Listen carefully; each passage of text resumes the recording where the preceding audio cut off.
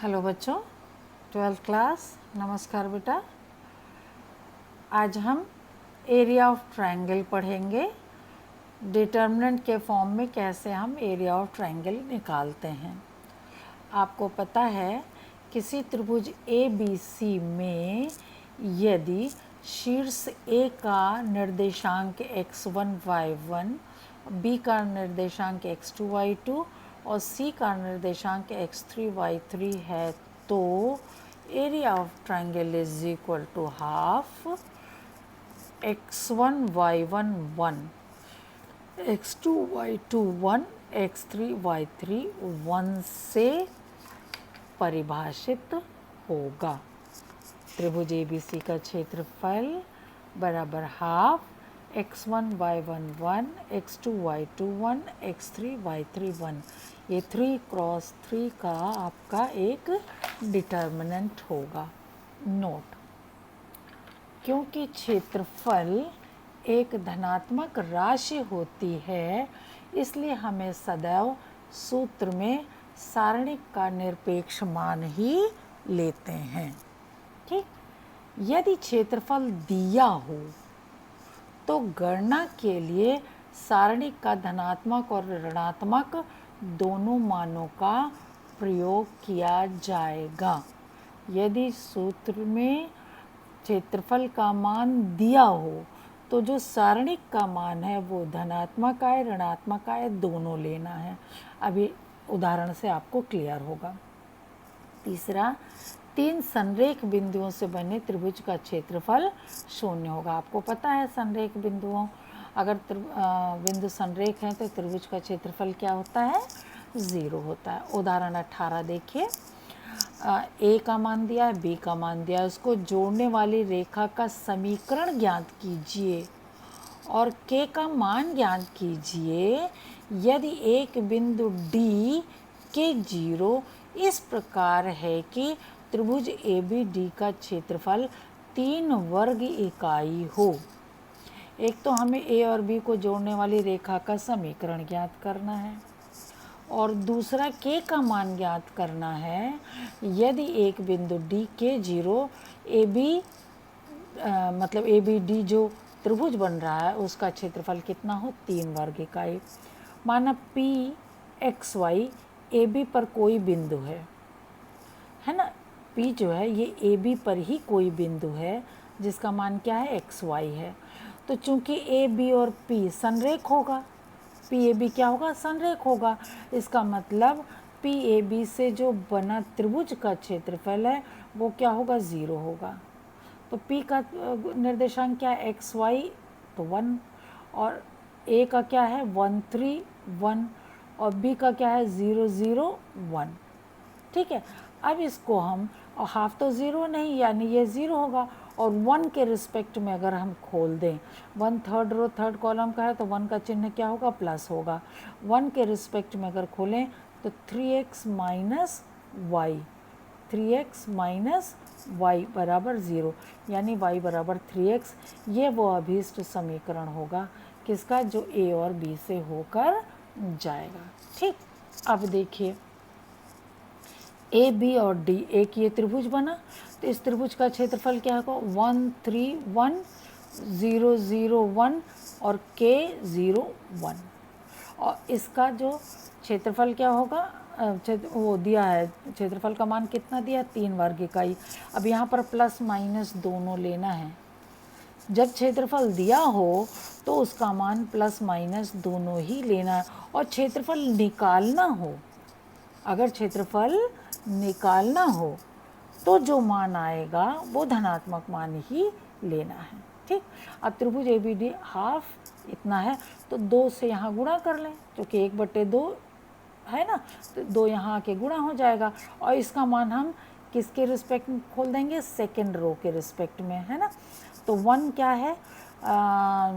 Second row third column यानी 1 का चिन्ह क्या होगा? माइनस होगा यानी -1 इंटू 1 इंटू 0 तो 0 हो जाएगा और ये 3k 0 minus 3k -1 into 0 minus 3k ये गुणा हो जाएगा 3k बराबर प्लस माइनस 6, यानी k बराबर प्लस माइनस 2, यानी k का मान प्लस 2 भी हो सकता है और k का मान माइनस 2 भी हो सकता है।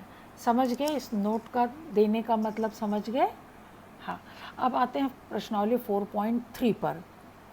दर्शाइए कि बिंदु ए बी सी संरेख हैं, तो यानी इनसे बना त्रिभुज का क्षेत्रफल 0 और त्रिभुज का क्षेत्रफल ये होता है, इसी का मान हमको क्या सिद्ध कर देना है? 0। देखो यहाँ ए है, ये बी सी है, यहाँ बी है, यहाँ सी है, ये सी है, ए बी। अगर हम फर्स्ट कॉलम और सेकंड कॉलम को जोड़ दें तो A plus B plus C आ जाएगा। ये कॉमन ले लें बाहर, तो ये क्या हो जाएगा? 0। इसका मान तो 0 गुणे कुछ भी क्या होगा? 0, है ना। तो चूंकि त्रिभुज का क्षेत्रफल 0, ये तो लिखना भूल गए, चूंकि त्रिभुज का क्षेत्रफल 0 है इसलिए ए बी सी क्या है? संरेख है। ये आपको लिखना होगा, ठीक है। प्रश्न नंबर 3, प्रत्येक में k का मान ज्ञात कीजिए यदि त्रिभुजों का क्षेत्रफल 4 वर्ग इकाई है जहां शीर्ष बिंदु निम्न है। अब ये शीर्ष बिंदु, अभी आपने एक सवाल ऐसा किया है कि अगर ये तीनों संरेख हैं, तीनों का क्षेत्रफल 4 है तो k का मान ज्ञात कीजिए। तो 4 की जगह क्या रखेंगे? हम प्लस माइनस 4 लिखेंगे, है ना। और ये 2 चौके 8, तो यहाँ देखो ये 2 0 है ना, तो इस 2 के रिस्पेक्ट में हम खोल देंगे, सेकेंड कॉलम के रिस्पेक्ट में, ठीक। सेकेंड कॉलम का ये देखो, सेकेंड कॉलम का थर्ड रो का एलिमेंट है, सेकेंड कॉलम थर्ड रो, 2 और 3 5 है, -1 की पावर अगर विषम है तो माइनस होगा, तो 2 का चिन्ह क्या हो जाएगा? माइनस, ठीक है। और इसको छोड़कर क्या बचेगा? k 4 1 1 बचेगा, तो k इंटू 1 -4, k -4, यानी और बराबर क्या होगा? ये 2 यहाँ गुणा कर लेंगे तो प्लस माइनस 8, तो k -4 बराबर -2 यहाँ हो जाएगा, -2 से भाग दे देंगे तो प्लस -4, ठीक है ना। अब k बराबर ये 4 इधर ले जाएंगे अगर, तो +4 होगा, तो अगर प्लस लेंगे तो प्लस 8 हो जाएगा, और -4 लेंगे तो ये वाला -4 लेंगे तो माइनस और प्लस क्या हो जाएगा? 0। k का मान 8 या 0। इसी तरह दूसरा क्वेश्चन कर लोगे? हाँ, दूसरा प्रश्न आप अपने आप से कीजिएगा। ऐसे हमने यहाँ कर दिया है, आपको नोट्स में भेजेंगे। प्रश्न नंबर 4 देखिए, सारणिक का प्रयोग करके 1 2 और 3 6 को मिलाने वाली रेखा का समीकरण ज्ञात कीजिए। अभी एक उदाहरण में किया था ना, 1 2 और 3 6 को मिलाने वाली रेखा का समीकरण। मान लो 1 2 ए बिंदु है, 3 6 बी बिंदु है, तो ए बी की लाइन में ही एक बिंदु P ले लेंगे जिसका निर्देशांक क्या हो जाएगा? x y, और ए बी पी चूँकि संरेख है, ए बी पी क्या है? संरेख है ना। माना ए बी को मिलाने वाली रेखा पर कोई बिंदु P है, तो तीनों बिंदुओं से बने त्रिभुज का क्षेत्रफल क्या होगा? 0 होगा, क्योंकि संरेख है तो क्षेत्रफल ये 0 लिखा। अब इसमें क्या किया? इसको एक को 0 बना लेंगे, है ना। क्या किया? R1 को घटा दिया R2 में से, R3 में से, तो यहाँ 0 0 आ गया। इस 1 के रिस्पेक्ट में हम लोगों ने खोल दिया, तो ये और ये तो कट जाएगा, 2 गुणे इतना और 4 गुणे इतना माइनस कर देंगे, वही आंसर हो जाएगा, ठीक है। ये y बराबर 2x। और सेकंड क्या था? सेकंड में क्या था? सारणिकों का प्रयोग करके इसको और इसको मिलाने वाली रेखा का समीकरण। सेम यही चीज़ है, बस खाली बिंदु का फर्क है, ठीक है। नेक्स्ट में देखें क्वेश्चन नंबर 5, ये बिंदु शीर्ष वाले त्रिभुज का क्षेत्रफल 35 वर्ग इकाई है। ये k4 है, ये 2 - 6, ये 5 4 है, तो k का मान, कई सवाल आपने ऐसे किए हैं, ठीक है। 1 1 1 है तो क्या करो? फर्स्ट रो को घटा दो सेकेंड रो और थर्ड रो में से, तो ये 2 5 0 हो जाएंगे, 1 के रिस्पेक्ट में खोल देंगे, ये और ये कट जाएगा, 10 3 30 माइनस k -2 इंटू 10, और ये आ जाएगा k का मान 12 और देखो प्लस माइनस 35 लेंगे। जब क्षेत्रफल दिया हो तो धनात्मक ऋणात्मक दोनों लेना, और ये 2 यहाँ लाकर गुणा करना है, ठीक है। जस्ट डबल हो जाएगा, तो k का मान 12 और -2 आएगा। ये वैकल्पिक प्रश्न था तो आंसर डी में था ये, तो ये लिखा गया। ठीक है, नेक्स्ट अब आते हैं हम उपसारणिक और सहखंड। ये बहुत इम्पोर्टेंट है। उपसारणिक और सहखंड परिभाषा क्या है? उपसारणिक किसी अवयव का होता है, ये भी ध्यान दें, किसी अवयव का उपसारणिक, है ना। अवयव मान लो AIJ है, तो AIJ का उपसारणिक भी एक सारणिक ही होता है जिसमें IV पंक्ति और जेवा स्तंभ नहीं होता है। इसको MIJ कहते हैं। उप माइनर कहलाता है ना, माइनर, इसलिए M से डिनोट किया है, MIJ। जैसे ये सारणिक है, ठीक है। अवयव 6 का उपसारणिक, 6 कहाँ है? यहाँ है। 6 का उपसारणिक, तो 6 से संबंधित कॉलम और रो छोड़ दीजिए, तो 1 2 7 8। तो M23 किसका है? सेकेंड रो थर्ड कॉलम है ना, क्योंकि 6 दूसरी पंक्ति और तीसरे स्तंभ का अवयव है, तो M23 कितना होगा? 1 2 7 8। ठीक, ये उपसारणिक है। उपसारणिक का मान भी निकालना चाहे तो 8 × 8 -14 -6, ये मान भी आ जाएगा उपसारणिक का। ठीक, अब परिभाषा दूसरा क्या है आपको बताना है? कोफैक्टर। एक अवयव AIJ का कोफैक्टर यानी सहखंड को AIJ से, स्मॉल AIJ है ना, तो कैपिटल AIJ से उसको डिनोट किया गया। या चूँकि कोफैक्टर C से शुरू है इसलिए CIJ भी कहते हैं, या तो CIJ या AIJ। तो कैपिटल C और स्मॉल c में चूँकि कोई अंतर नहीं दिखता है लिखने में, है ना। कॉपी में तो फ़ॉन्ट सही होता है बुक में, लेकिन ऐसे लिखने में हम कॉपी में ज़्यादा अच्छे से फ़ॉन्ट सही नहीं बना पाते हैं, इसलिए ज़्यादातर AIJ ही प्रयोग करते हैं। ठीक है, क्या होता है AIJ और CIJ? कोफैक्टर क्या होता है? जो आपका माइनर निकला है उसी माइनर में -1 के ऊपर I+J लिखा जाता है। -1 के ऊपर I+J। I+J अगर सम है तो माइनर का चिन्ह पॉजिटिव होगा, और I+J का मान विषम है तो माइनर का चिन्ह नेगेटिव होगा।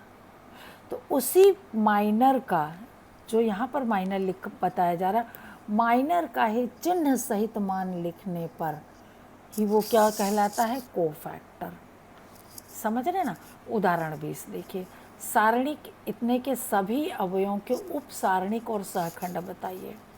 अब देखो बहुत आसान। 1 का उपसारणिक क्या होगा? 1 और ये छोड़ दो तो 3 होगा। बात समझ रहे?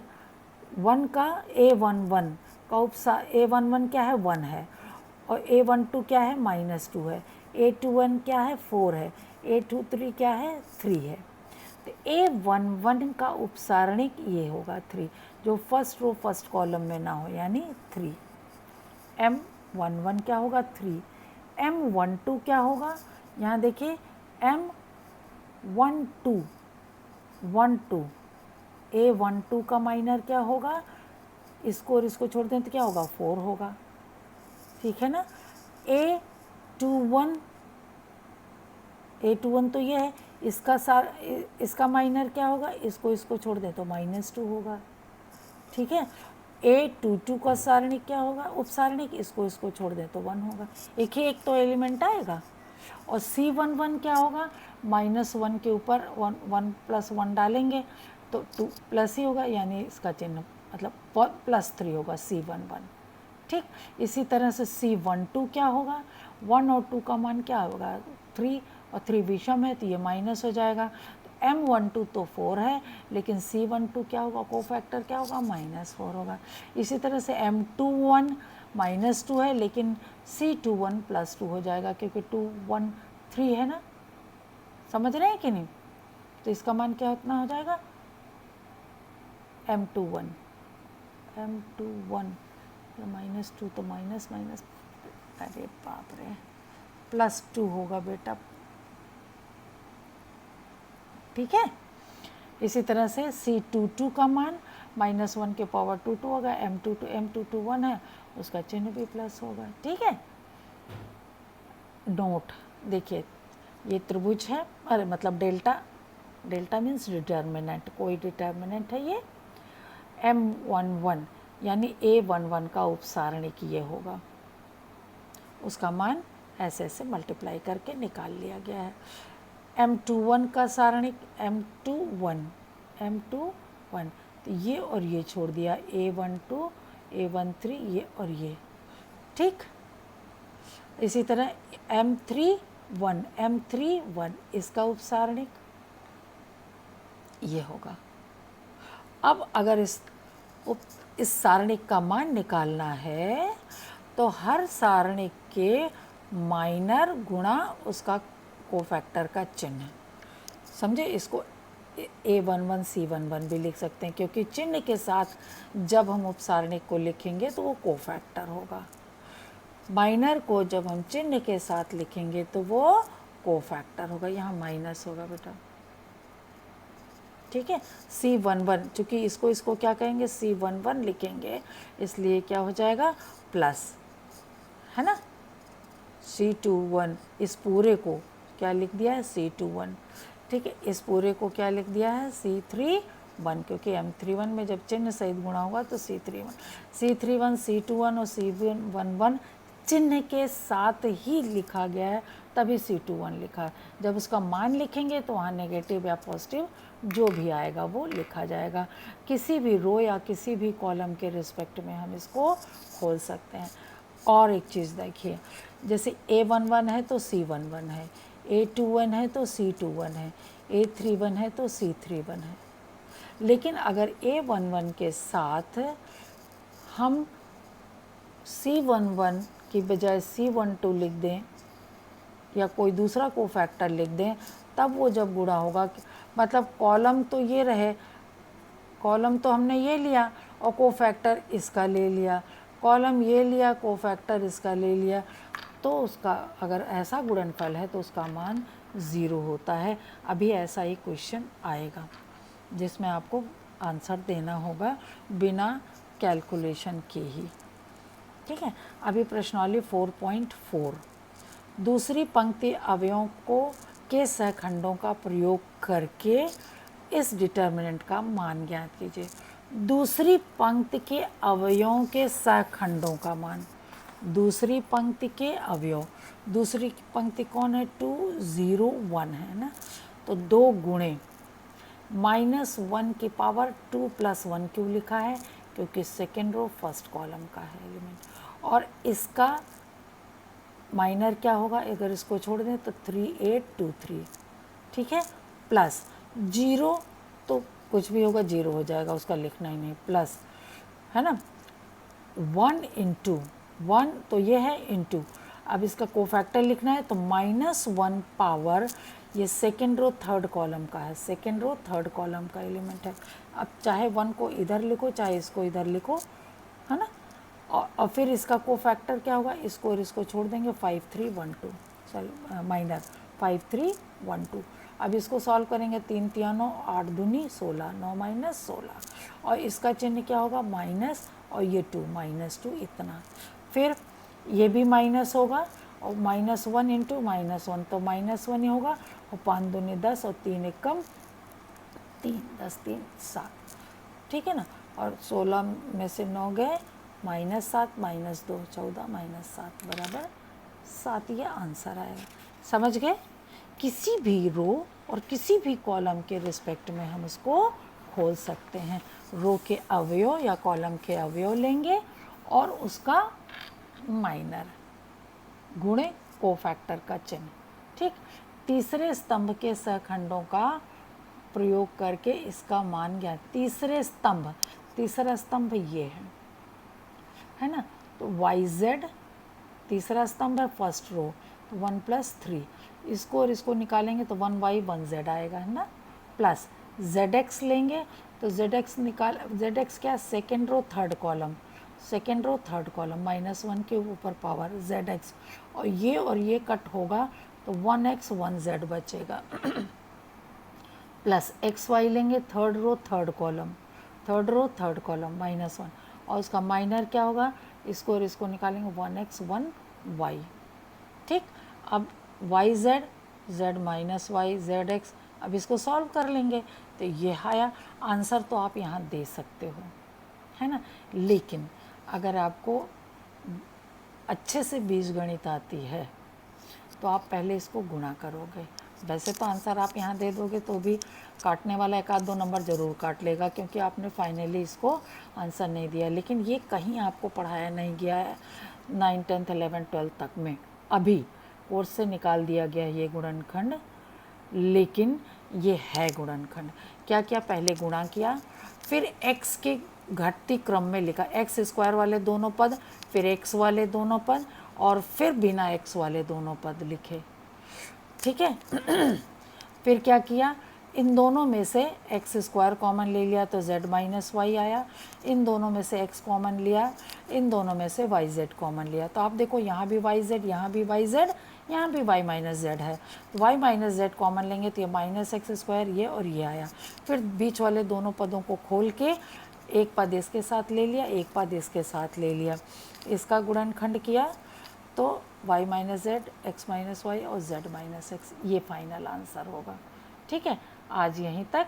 अब सहखंडज और आव्यूहों के सहखंडज और व्युत्क्रम, अब ये आव्यूह से संबंधित हो गया है अगला चैप्टर।